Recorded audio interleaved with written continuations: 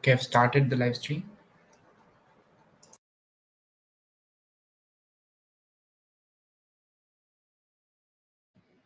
Yeah, we're live. Ati, you can go ahead.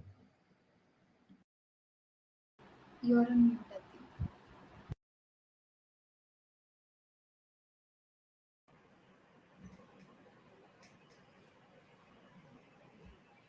think. Yeah, am I audible now?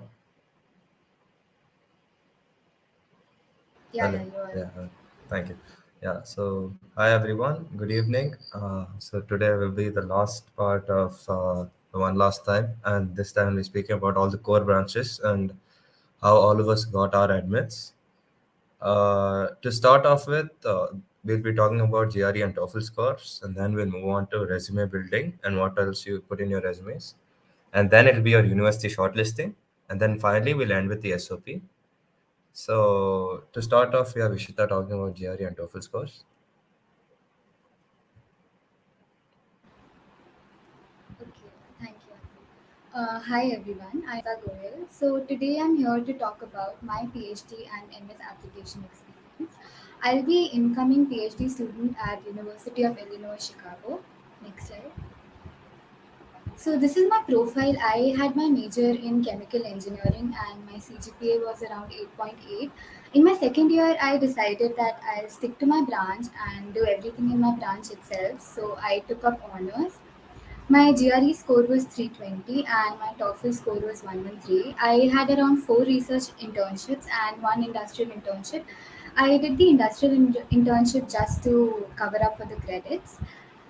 These are the stats about my publications. I had one paper published at the time I was applying, and two were under review. And my field of interest lies in process dynamics and control and energy and sustainability. So these were the steps I followed for my application process. First, I discovered my area of interest, the area in which I was aligned to do my higher studies in. Then I tried to gain research experience in those areas. Then I decided if I want to go for masters or PhD, which colleges should I consider for masters, which all should I consider for PhD. I prepared for GRE TOEFL and I started drafting my resume, my statement of purpose, and I started asking profs to be ready with their LORs.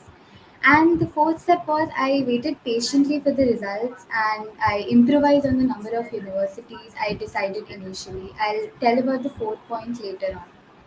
Next slide. So these were my research internships. So as you can see, I did my research internships in pretty diverse area because in my second year, COVID hit and I had no choice but to take up whatever came my way.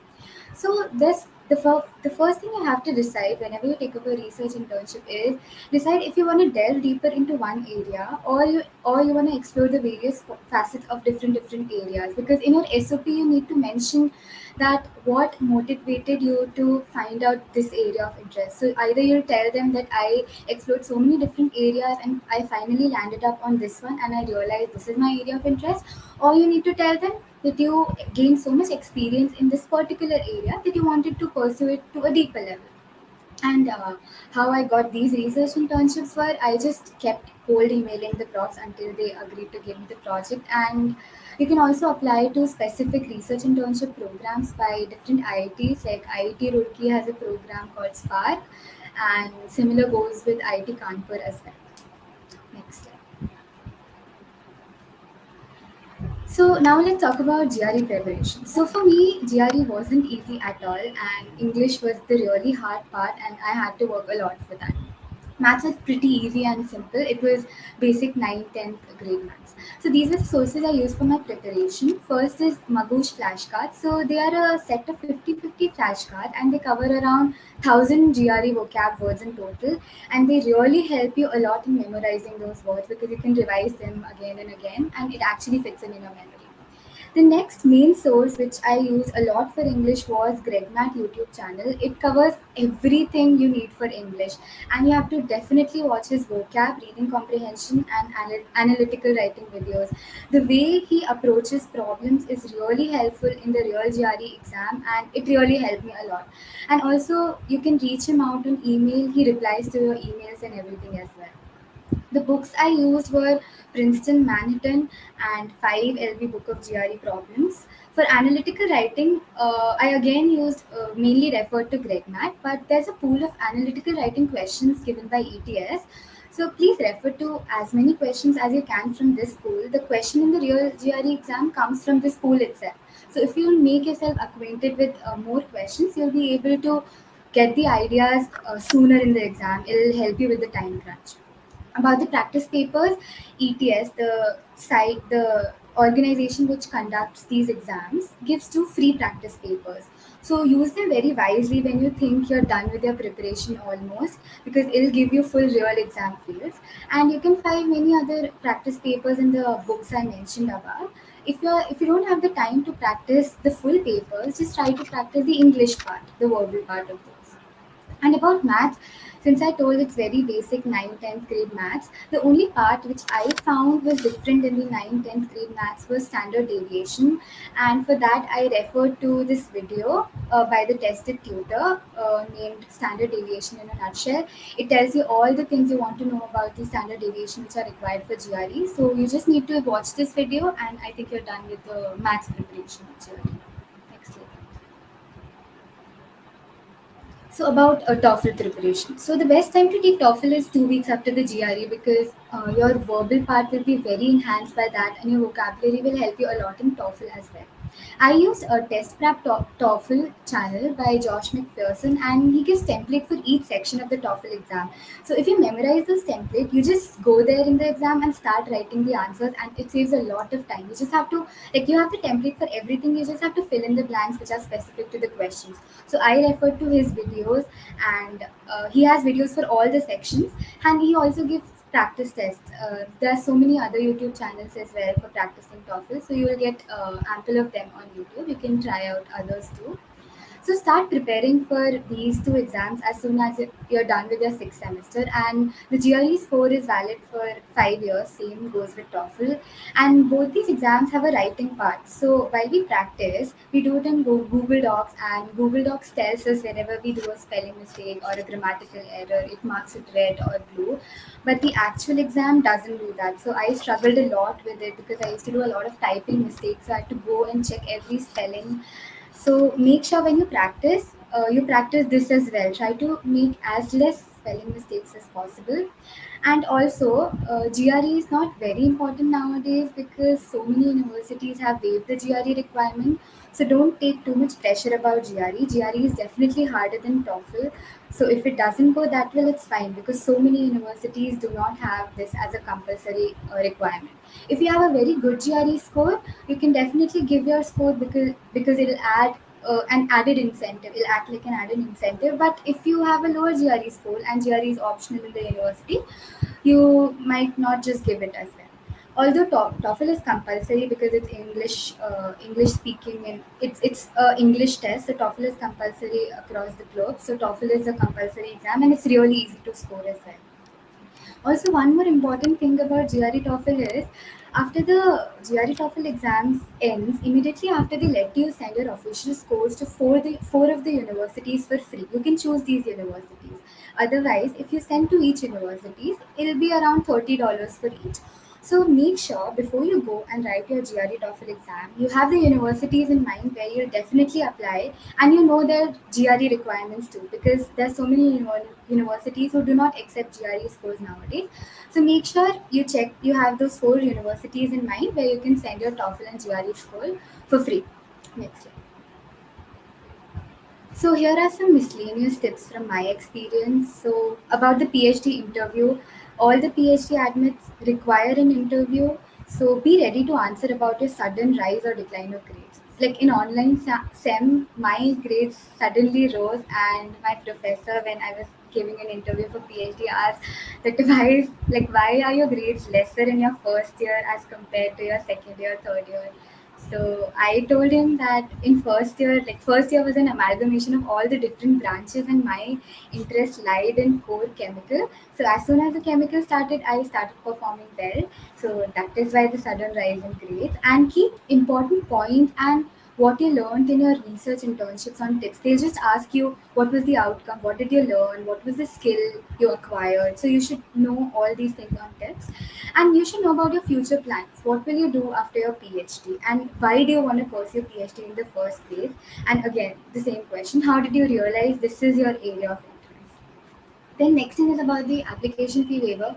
So I applied to many colleges because I was not certain if I'll get PhD admits.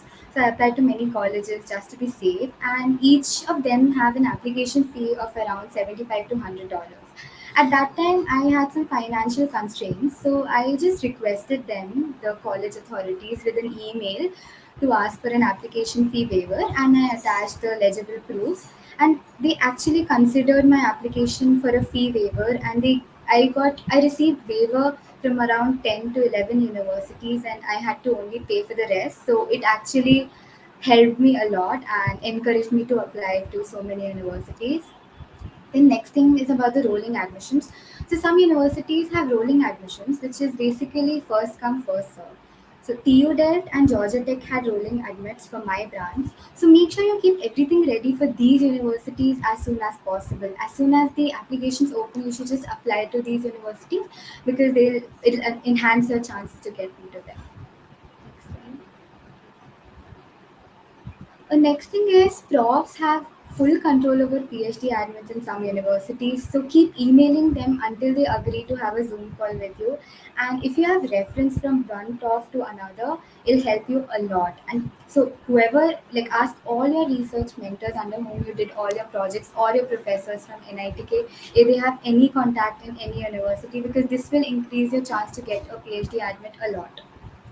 The next thing is about structuring everything. So it's really hard to keep track of each of the application step because there's so many things. You have to submit your exam scores, you have to deposit an application fee, submit so many documents. So it's better if you make an Excel sheet and put some check boxes in there. Just keep ticking when you're done with one step. So by that you'll know what's going on with your application. Next is keep your cool. Like PhD is really hard to get into, and please don't get disheartened if you get rejects. Like in my case, I received so many rejects in January and February. They were all the PhD rejects I received in January and February, and I didn't know what to do because I applied to PhD in all the US colleges, so I had nothing in hand in US. So what I did was I started searching for colleges which had a later deadline. So there was one Brown University, it had a deadline in around April. So I started searching for colleges which had a late deadline for masters. So I applied there. So don't get disheartened, don't get sad, just try thinking of ways how you can correct your mistakes. The next thing is about MS fallback. So this is if you get a PhD reject, this fallback program makes you eligible to be considered for masters. But sometimes this doesn't work properly, so don't be dependent on that. Because for me, I applied to PhD in Cornell, and it had an MS fallback. But they gave my result of PhD, like they gave my PhD reject in around April, and I asked them the status of my MS application. They were like, the deadline for MS has already passed, so we can't offer you admission. So you can't be dependent on MS fallback at all. Choose some universities in US or Europe where you can happily go if you don't get PhD anywhere for masters. And for masters, I'd suggest you to choose public universities because their fee overall is very, very, very less than the private ones. The next thing is about TOEFL waiver. So there is a medium of instruction document on NITK website, and it basically states that you have been taught everything in English in this institute. So some universities actually consider this certificate, and you don't need to submit your TOEFL score to them. So you'll save around $30 if you'll do this. I have attached the link of the TOEFL waiver in my PPT. So yeah.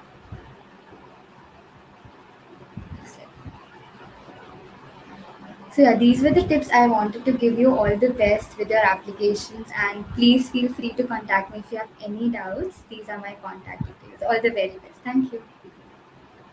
Guys, if you have any questions, please do put it up in the chat. We'll answer it one by one. Either immediately we'll put up the answers on the link on the we'll answer your chat in the answer your questions in the chat itself, or we'll take it up at the end of the session and answer them one by one. Either way as it works. So next we have Pravan. Yeah. Hi, everyone. My name is Pravan Omprakash. I am fourth year, just recent graduate of the Metallurgy department, and I got a PhD admit in Washington University of St. Louis, is where I'll be going.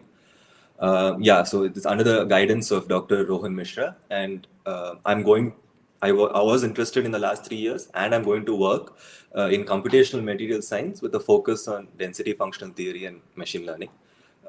Next slide. Yeah, so just a basic overview of my profile. At the time of application, I had an 8.6 CGPA in my major and an 8.25 in my minor. I had a minor in electronics and communication engineering.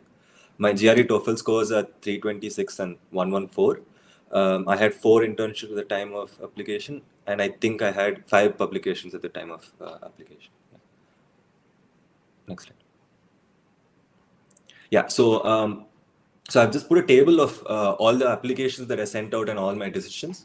The purpose of putting this table is threefold. One, so that anybody who is interested in following core material science or metallurgy these are, I think, a good set of universities that one can think of applying to, because I didn't narrow down too much on my field of interest when I chose these universities, because if you're looking for MS, it's not too good to narrow down completely to your specific field of interest.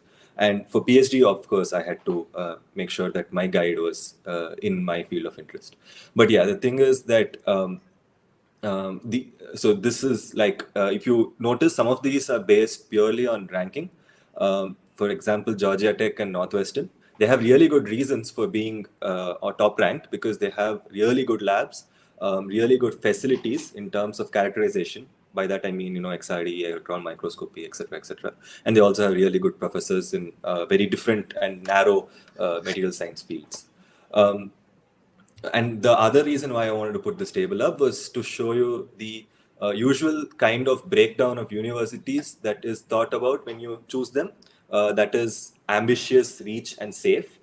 So ambitious are the ones that that you don't have a really good chance of getting in, but they're the best, so you will apply to them and see if you have a chance. Reach are those that you think are at your level, and you think that you're pretty sure that you're going to get into these universities, and they're all really good for their own reasons that you will choose. And then there are the safe schools. The safe schools are ones that you're almost extremely sure of getting into, and they're I'm not going to say that they're bad universities in any sense. They're just universities that you're confident of getting into. So I like to put this distinction forward here, that safe schools, I've seen people who have chosen safe schools in such a way that they're actually not that good a university. You have to understand that you're going to either pay in money or time, whichever way, for an MS or a PhD respectively, and you have to be sure that whichever university you get in the end is something that you're willing to go to. So if that's safe, ambitious, reach, that doesn't matter. What matters is that you're comfortable getting into that university. So on a flip side, I've seen people who have got 1 or 2 admits and they're not really happy with it because of their choice making. So that's something that you might have to keep in mind. Always make sure that you're absolutely sure about what universities you're applying to, because there's also an application fee attached to it. Yeah, next slide. Yeah, so in specific, as Ishita spoke about Gre and Toefl, I'm going to speak about the next important document, which is your resume. So as I see it, there are 3 things that I think are very important in a resume. It's aesthetics, content, and credibility. Any resume, it should look well formatted, just pleasing to the eye to look at, so that people can easily access information as and when they want it. So aesthetics is actually a huge part, because if you have a disorganized document, that says a lot about yourself too. So keeping in mind of that, make sure that, I think you would have heard this in many other resume making sessions or workshops that are taken, but try to make your resumes in latex. They have so many templates. In Oleaf especially has so many templates, and it's easy to use, it's easy to maintain, and it's also very, very standard and formatted, so it looks good. So that is one thing that I talk about aesthetics, but I think many other people will cover that part very, very well. I'll move on to content. So for content, what I think is important, next slide. It's very important that you are talking about what you achieved from a certain project rather than what you exactly did in that project. See, the thing is that when you do one project, 90% of the time you're not going to reproduce what you did in the project. You're only going to reproduce the skills and knowledge that you gain from the project. I hope the distinction is clear. So it's important that you show the experience that you have gained from each project. And also you will have to talk about what skills you used and what knowledge you also exhibited in doing that project. But make sure that you talk about what you got out from it, because people are looking for your ability to adapt and make changes and think out of the box and all those kind of things. Second, don't exaggerate too much in your resume. I think you have heard this many times, but it's really important to keep this in mind. Keep it focused and to the point. Any stories, facts, anything else that you want to talk about your projects will be told in your statement of purpose or SOP. And those will give you a nice overarching view of why you did a project and what you, what experience, what specific experience you had from it, how it, fits into your future objectives and all that you can talk about in your SOP. Don't try to write too much about all that in your resume, because you want to keep it as clean and as concise as possible. So also make sure that all the details that you write on your resume match up with all the details that you've written in your SOP, and everything will soon match up with what your prof will see when he writes in LOR. So keeping all that in mind, because I think I made a mistake where I think I gave wrong deadlines and dates for my projects in my resume, and in my SOP it was something else. And then my prof pointed out, thankfully, when he wrote his LOR, saying that you didn't work for so much time, so what happened here? And I was like, okay, simple mistake. But yeah, these kind of things, like just you want to always err on the right side, so it's fine. So the last thing is about credibility. I think this is a no-brainer.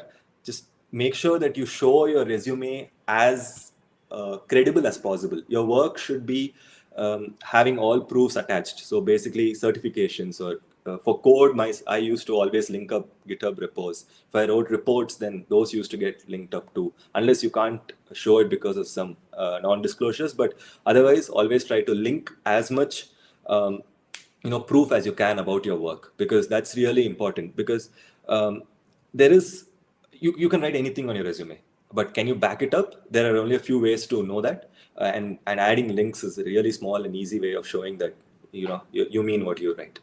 And the second thing, always be sure of whatever is on your resume, because if you can't explain it, let's say in your SOP, you try to explain it and you falter because you really didn't have a reason to put it on your resume, or rather when in a PhD interview they ask you about it and you can't back it up, then it'll land you in trouble. So if you can't explain it, don't write it. I think that's as simple as it can get.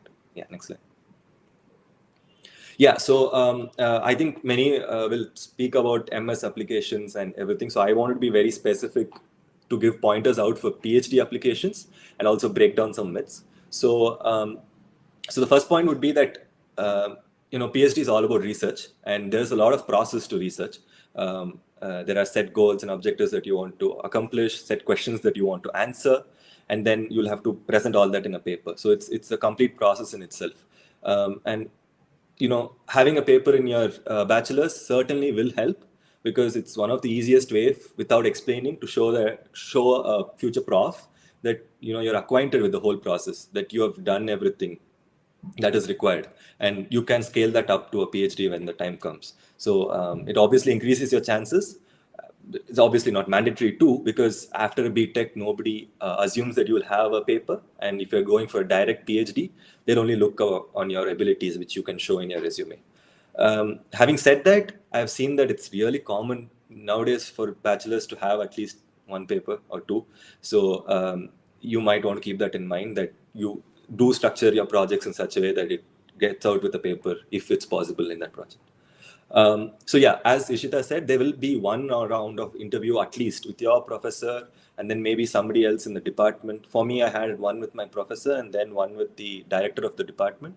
And then I think I had one more round with my professor. So it's important that you know everything in your application. So whatever you're sending out from your side, every word and every line of it. So in that way, all that I mean to say here is that nobody else should make your resume, nobody else should make your SOP. You're the one who's supposed to write it by yourself, so that it's important that you know each and everything about it, because anything and everything can be asked in an interview, and there will be more questions if you can't back it up. The third thing is, well, your SOP than MS applications should be a bit more technical and focused, because this is more serious in terms of research. So you have to show that you mean business. So especially if you're applying for PhD in material science, like I did, be sure to highlight your knowledge in other fields as well. For example, I highlighted my knowledge in computer science and electronics because I did some projects and had knowledge in that too. Because material science as a field is highly interdisciplinary. And most of the times you're building materials for specific applications, and you're building it using specific tools which are computer based. So it's important to show that you're acquainted, let's say, with coding or with electronics. In my case, it was very important because I work in electronic applications for materials using computational methods. So all three just work together. Yeah, next slide. Yeah, so one important myth about PhD that I wanted to break down, so that people who might be confused now whether they want to apply for a MS or a PhD, and they think that PhD is only for academia and research, and after a PhD you will end up with a doctor title and then prof. So if you think that's the set route for a PhD, it's certainly not the case. And it's very important for people who are interested in core applications to know this, because the job opportunities for core is not the same as what it is for CS. So especially in material science. So you will be very surprised by the amount of people I know that have PhDs and they work in top corporations. And by top corporations, I mean FANG. So Google, Apple, Facebook, all these in their research departments, material science, I mean, and you would think that these are all software companies, but they do require certain applications of theirs do require material science as well. And the pay for a PhD position is better. So you open up with a good salary. So don't think that you're, probably wasting time by doing a PhD, the 4-5 years. You will make that up when you eventually start earning. And you don't have student loans to worry about. So that's like a major factor for PhD. One factor that I even thought about. But the thing is that you will be hesitant to do an MS first and have loans on your back and then do a PhD later on, for two reasons. One, time, that you will do 2 years of MS and then 4 years or 4 to 5 years of PhD. So that's 7 years. That's a lot of commitment. Or money, because your PhD stipend will be enough for you to just live through the PhD in your specific university. It won't be enough for you to save and pay back your student loans. So you'll be carrying those loans for a longer time. So that's something that you might, if you are thinking that I will do an MS and then just skip on to a PhD, keep this in mind. So yes, for material science, especially, I just wanted to name a few companies which are really interested in hiring material scientists: Apple, IBM, Zeus, Intel, Qualcomm, Boeing, even Tesla. But I'm not sure of their hiring process for non-US people. So yeah, but they have many positions open just for PhD, and they pay really, really well. So it's not that big a drop off by doing 4 years of a PhD, 4 to 5 years. Yeah, next. Yeah. So some things to keep in mind if you are actually thinking about going for a PhD. This is something maybe even for MS you can think about this, but yeah, chase the guide, not the university. It's something that I think all of us do get confused in. Honestly, I did get confused because I had PhD admit only in Washington University of St. Louis, and then I had MS admits in all these top universities, Georgia Tech, all that are really good universities. And I was thinking whether the trade-off between the status of the university and the degree that I'm going to be offered, what does that play? But think about it, for PhD, your guide makes or breaks whatever chances you have. So you have to choose one wisely, one that might support you, and one that will make sure that you is committed to your success also, because their references make a lot of difference for your job opportunities. They say the other side is greener, but one of the negative sides of having a PhD, doing a PhD in a top university, is that they're very high pressure environments, And this is just me, what I've observed is that they do tend to take longer to complete. By that I mean like 6 years for a PhD to complete. I have seen most people that I know who have PhDs from like, the top Ivy League and the top universities to take much longer for a PhD. But yeah, so that's mostly because they're working under very prominent professors, and though it's really good to work under them and you can learn a lot, but they do pay less attention to each of the students, and getting in, meeting with them is also really hard, and they don't give you one-on-one attention, and so many other things also come into play, which is really important for completing your PhD in the most, stress-free manner and also satisfiable manner. Similarly for MS, these QS rankings and Shanghai rankings or whatever they are, they're not as useful as you think, because you'll see the jump of these rankings from year to year. They're huge, like they jump 20, 30 places sometimes. So it's a really transient numbers, and what matters are the number of labs or the professors in your area of interest. That's when you have a chance to work on what you want to do, and take courses on what you important, because even having one prof or one lab is just not enough for your field of interest, though it is good. But if you have multiple labs in your field of interest, then that's awesome. And also a small note that I think many people have told me, and I'm just passing it on to you: material science or metallurgy jobs after MS are not easy to come by at all, because it's just that they want more PhD positions. This is what I've heard. Yeah, next. Yeah, so that's it. Anything you can feel free to call, just ping me at LinkedIn. You'll find me, Pravan Omprakash, on LinkedIn, and you can ask me about anything. All the best for your applications. Thank you. Next, you have Vishwa. Hello, am I audible? Yeah. All right, guys, just bear with me. I think I'm dealing with a very bad bandwidth, so I'll keep my camera off. Hello everyone. My name is Vishwa Mohan Tiwari. I recently graduated from NITK with a bachelor's in mechanical engineering, and I'll be going for my MS in aerospace engineering. Next slide. Okay. So yeah, that's my introduction. I've done my major in mechanical engineering and minor in computer science, and my relevant experiences are I did an internship, which was a fellowship from JNCSR at IIT Madras, and then I got another scholarship that is NTU India Connect to work at NTU Singapore in 21, and then also I was able to land another research internship at Vortex Interaction Laboratory at University of Edinburgh in 2021. So about publications, I had no publications at the time of my application, and currently there are 2 ongoing publications, which we are working on, and it's still not gone for review, but yeah, it's still in the process. And my test scores, GRE, I got 318, and then IELTS I got 7.5 overall. Yeah. So yeah, GRE wasn't used because for all the universities that I applied, they just waived off GRE because of the pandemic. Next slide. Okay. So my profile and research interests. So in my MS, I've made a transition from mechanical to aerospace engineering, and that was deeply influenced by the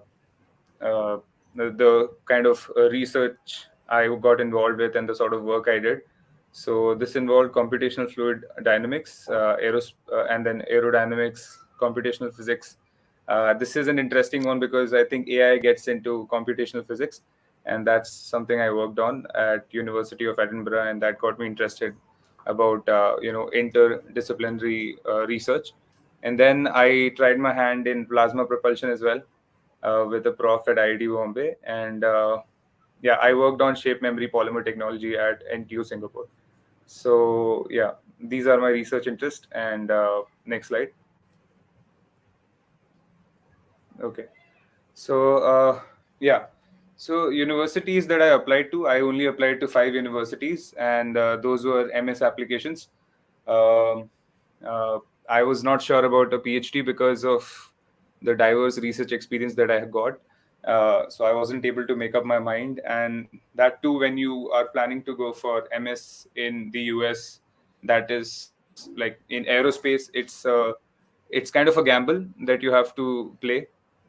So yeah, I was really open to do a bit more of research. I wasn't really ready to get into something really niche or something that I could commit to for 4 or 5 years, say. And I wanted to get into the industry because I think in India, if you want to get into aerospace, the research and the kind of jobs that you get are really hard to come by. Uh, you get more IT centered jobs here. You have to work your way through, probably if I get a PhD in India, then I might be, or like a master's in some IITs, I might be considered for a place in Boeing, and that too a bit software related uh, profile. So yeah, so these are the things that motivated me to go for an MS, and there are a lot of growing startups in the US for aerospace. Uh, Obviously, the aerospace industry, the jobs are pretty restricted for international students because in US they have certain restrictions because the aerospace industry comes under the military control, so they don't want.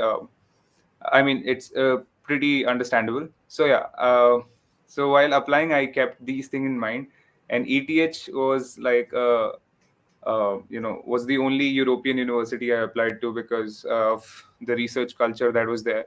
And they had some really good labs in plasma research. And I thought I could, continue my master's into PhD, and then that would be like a nice experience at ETH, but wasn't to be. Also in Caltech, uh, there were few mistakes that I did, and I think Caltech would have been a very good choice because they have their jet propulsion laboratory, which is maintained by Caltech and hosted by NASA.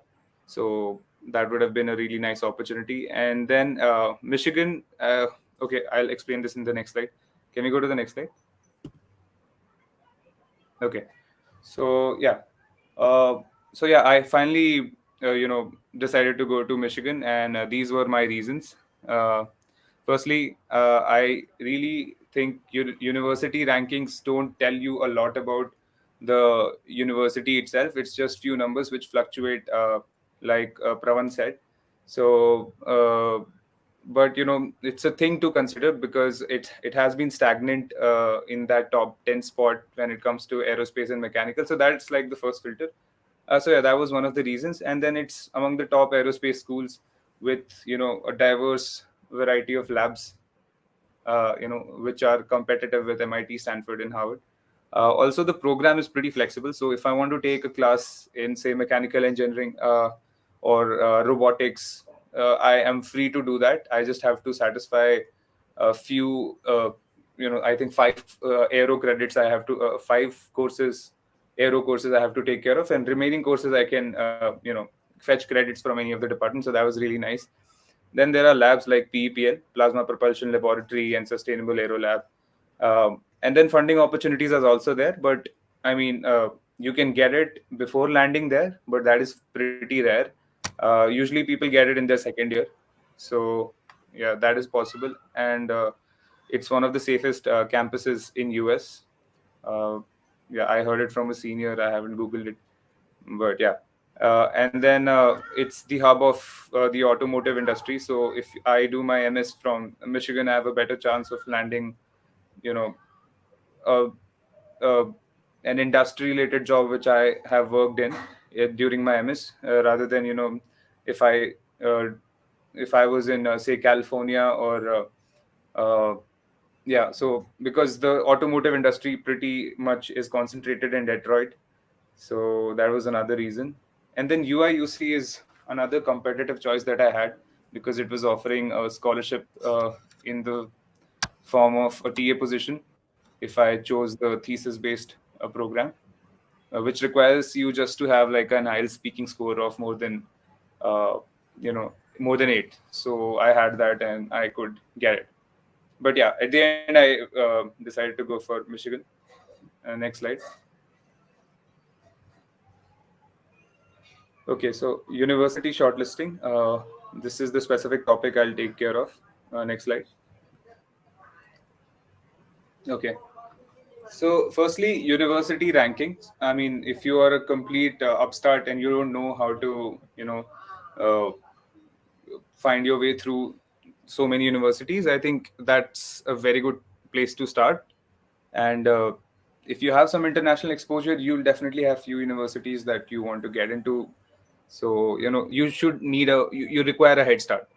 So that's how you start off. And so, like, again, so many of us pointed it out, rankings are very transient and they keep on changing. So you can't completely rely on that. You have to do your background research about the university and, make an informed choice. Uh, so yeah, that's just a starter. You have to have some idea of where the rankings are, and then you can go into your specific rankings and try to follow year after year. If a uni is really fluctuating, say it's top 10 and then it goes out of 100, I mean, that never happens. But if there's a lot of fluctuation, then you should really, keep that in mind. And then also, you know your profile well, and you have a list kind of ready based on ranking. So you can go through LinkedIn and see the kind of people that were able to secure admits there. So, that will give you like an initial structure to work with. Next slide. Okay. Now, searching your interest and goals. So once you have an idea about, the reputation and everything based on ranking, start working with that small pool, and you try to do a slightly in-depth analysis, and look into the research or in that particular industry, the sort of labs and how that interest, how that aligns to your interest, and that will make things even more clearer, and you'll change the sort of preferences that you want to give to certain universities. Also, relevant industries and opportunities after graduation are something that you have to consider. So you can follow the website, you can follow the profs, the sort of work they have done. They have their own page and they show the sort of research that they're doing and the group that is there. So, in US, you'll find like a really diverse group of people working on the same thing. So that was really exciting. So yeah, people. The next thing is people. So when you have like a concrete idea about, what is happening, so you go on to, connecting with people. So next slide. Yeah. So using LinkedIn and emailing. Yeah. So yeah, in order to get a feel of how it is actually to work there, you should start connecting with the alumni or people from that university that you were trying to apply. Just before applying, you can just get a feel of how the work culture is, and you should be aware. It shouldn't be that you got an admit and then you're starting to ask people how it is. You should be kind of aware of how it is, and you can even mail PhD and MS students there about their work and everything. Yeah, at the end, for shortlisting, I would say you can reach out to your professors. I think Ishita pointed it out that they might have certain connections that might help you, land a RA position, or secure your funding for, say, your MS. So that happened in my case, but I wasn't interested in that particular program. My prof got me in touch with a prof at University of Toronto for masters in I think that's applied sciences in aerospace. But so that's the kind of thing that can happen. So always reach out to your profs because they might have some connections which can help you out. Next slide. Yeah.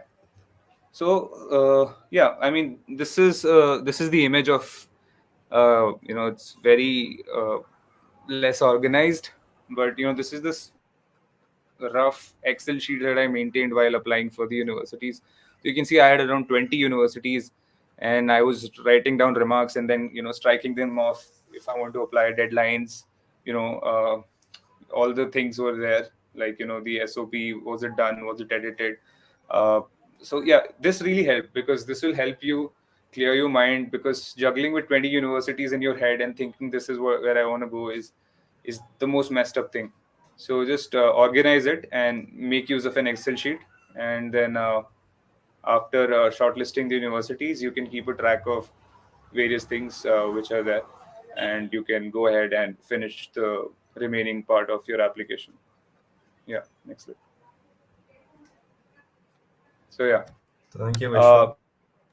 So thank you and all the best for you guys can reach out to me. These are my contact details, and all the best. It's a lengthy process, but don't lose faith. It is lengthy and nerve-wracking, but it's fine. Reach out to us. We all will be really happy to help you out. Over to you, Atideepth.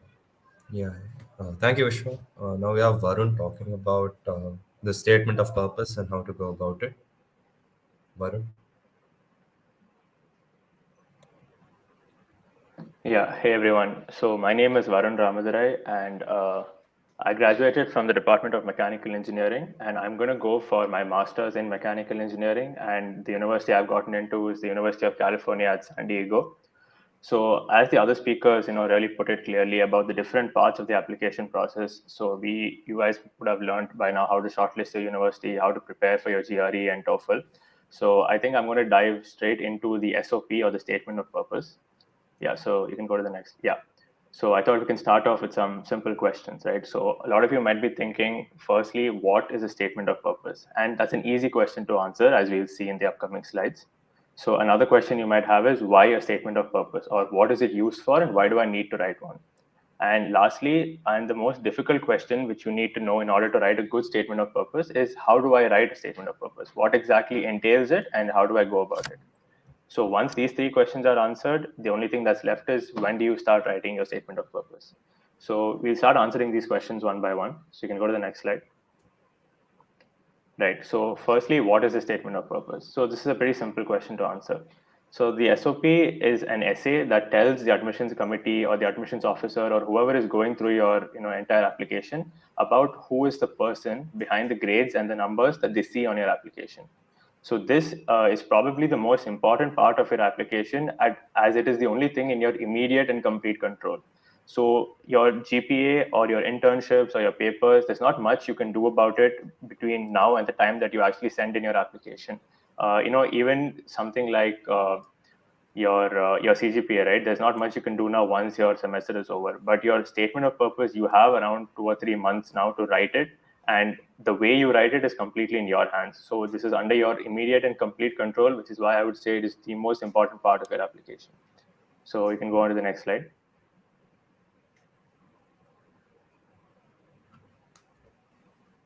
Right. So why a statement of purpose? So the SOP offers the opportunity for you to convey those aspects about yourself that mere numbers and figures, won't do. So the way that I like to think about it is by saying that, there might be two people who have the same GPA or the same GRE score, but these two people are completely different individuals. And just because they got the same numbers on paper does not mean that they have the same aptitude. So the SOP is what offers you the opportunity to convey these details.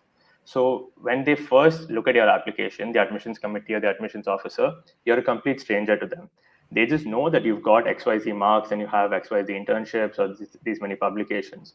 And that, you went somewhere for undergrad and you took the GRE, that's it. So they don't know things about you, like your attitude or your personality or what motivates you to, take up a master's or a PhD. So the SOP paints a deeper picture of who you are as a student and provides context to whatever marks and achievements and internships or whatever that you've done. Next slide, please. Right. So how exactly do you write a statement of purpose? So when you apply for your universities and in your application portals, or even in sometimes the university website itself, they'll give you what exactly they look for in an SOP, right? So they will tell you exactly what they're looking for and what are the details about you that they want. So you can see here a sample prompt. This is from the University of Purdue, right? Purdue University, my bad. So it says, they are looking for a statement of approximately 500 words. So they want to know why you're interested in graduate study at this particular university. What are your career goals and plans or your research interests? And, special circumstances about your background. So these could be your awards, achievements, publications, or, whatever work experience that you have. So they've clearly mentioned what they're looking for, and they've also mentioned the word limit over here. So read the prompt given by every university carefully, as it will contain the exact details that they ask from you. And as long as you stick to these details, that's around 90 to 95% of your SOP that's taken care of. So you can think of this as like a question answer session where they want to know certain things about you and you're just answering those questions. So now how you convey this information is what sets you, in a unique way. And how you do this is completely up to you.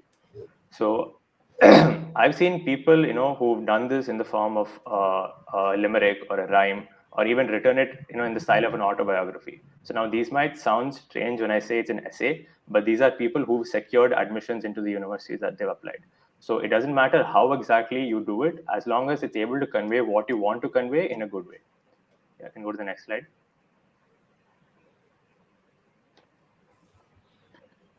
Right. So the SOP do's and don'ts.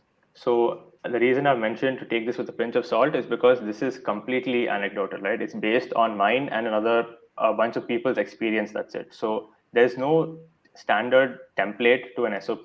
There's no formula that you write and you get this right on the first try. So it's about how you want to portray yourself, and therefore, take this with a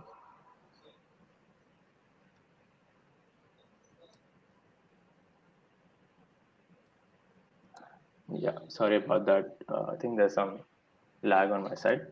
Right. So the first tip I would say for writing your SOP is start strong. So if it's more than a single page, chances are that the person reading it will not maintain the same level of interest that they started with. So your first paragraph should have a hook which keeps them engaged till the end. So as you saw on the previous slide, that prompt from University, it mentioned that it's only a 500-word SOP.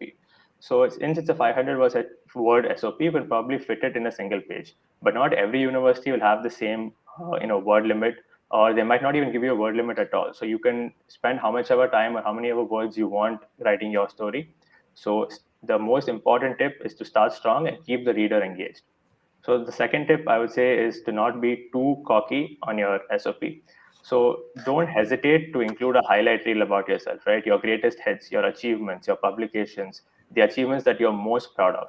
But you should also be ready to acknowledge your shortcomings and mention how you're going to work on your shortcomings through your graduate degree, or what are those flaws that you want to correct, and how do you want to achieve this during the course of your master's or PhD program. And the third tip I would say is to be concise. So don't waste invaluable words describing, redundant topics like what you had for breakfast or what color your neighbor's door was. So answer what the prompt asks for and leave anything irrelevant out of your SOP. So this will save, firstly, words, right? So you can hit the word count and put more relevant information in it. And secondly, the reader who's reading it will not lose interest and want to, just leave your SOP halfway through. So you can go to the next slide. Right. So another important tip is to not copy paste your resume. So the SOP is a place to provide context for whatever you've written on your resume, right? So your resume will just detail what is the work that you've done, where you've done it, and what was the time frame to it. But the way the SOP is different is you can pick 2 or 3 of your biggest achievements and actually flesh them out, right? You can show what those experiences meant to you, how they impacted your decision to go to graduate school or choose a particular field to specialize in, and how those experiences have made you ready for grad school. So this is how the SOP, you can use it in your highlight reel section, or to point out your list of best achievements. And lastly, try not to make any mistakes on the SOP. So be it grammar mistakes or factual details, mistakes will generally not go down well with the person reading it. So they know that you have enough time to write it, you have enough time to revise it. So if you submit shoddy work, it will definitely not represent your best. And while you're applying for your MS or PhD degree, you want the person reading your application or going through your application and deciding whether they're going to get into the university to think, okay, this guy actually has all of his stuff together. And if you make any mistakes, it's just going to affect that perception of you. So you have enough time. Proofread it is my point. Yeah, you can go to the next slide. Right. So the important parts of the SOP. So every SOP should contain at least these points, and you can choose to add more, once you start writing the SOP. So the first point is your motivation for the field of program and what are your goals for the program. So this is self-explanatory, right? You're applying to a particular university for a particular program, and you need to tell them what exactly is your motivation or why did you choose this particular program. So the second point is your undergraduate experience and whatever important or relevant work you have. So the word relevant, I think, is key here, right? So if you, like me, did a bachelor's in mechanical engineering and you want to apply, let's say, or switch your branch to computer science. So if you've done any CS or IT related internships, that is going to help your application more than 5 papers that you published in, let's say, aerospace. So it's your relevant work that is key here. And the third point is, what is your ultimate goal for graduate school and how will it help you achieve your goals? So your goals could be to do a PhD in the future, or it could be to end up with a degree that will help you get into the industry. So you need to make it clear why exactly you're going to graduate school and how that particular program at that particular university will help you achieve that goal. And lastly, what are your reasons for choosing this specific university and this specific program? So as Vishwa, the previous speaker, mentioned, in his university shortlisting part, that you do research on a particular university and you identify that these are the reasons why I want to go there. It could be because of a particular professor, it could be because of a particular program, connections that they have with other universities, or just their labs and facilities. So whatever those reasons are, you need to make it clear in your statement of purpose to show that you are unique and this university is unique in a specific way, and that is why you will be a good fit for this university. Yeah, I can go to the next slide. Right. So the final question that everybody generally has is, when do I start writing this SOP? So I would say give yourself at least 6 to 8 weeks before your deadline to start writing the SOP. This is when you can actually put pen to paper. So writing is a slow and painful task, and you will definitely experience a writer's block. So make sure you account for this when you set yourself time to write your SOP. So it's not like you'll sit, in front of your laptop, in front of a piece of paper, and you'll finish your SOP in, let's say, a day or two. So you'll start writing a paragraph, and then you'll think, okay, this is rubbish, I need to start over again. Or you'll write 2 paragraphs, and you'll have no inspiration to write what comes next. So this is why I say give yourself at least 6 to 8 weeks of time so that you're able to do this process smoothly. And also, don't wait to get other parts of your application in order before you start writing the SOP. So you don't have to wait for your transcripts to come from college or professors to write their LORs or submit their LORs, or your GRE or TOEFL scores to be sent to the university. So the SOP is completely independent from all of this. As long as you know what is the information you want to be conveyed on the SOP, that's all that matters. So the other stuff is irrelevant, and don't waste time waiting for the other things to begin starting your SOP. So start as early as you can. And finally, finish your final revised, proofread, and complete SOP at least 2 weeks before deadline. So the reason I'm saying 2 weeks at least is so that you don't want to wait until the last day to submit your SOP along with the application. So the later you submit your application is generally, it's not going to help your case. So the earlier you submit it is better. So try to have your SOP ready by then, so that if there is any hiccups with any other parts of your application, like the transcripts or LOR, then at least your SOP is ready, and you can focus your attention towards the other parts. Right, can go to the next slide.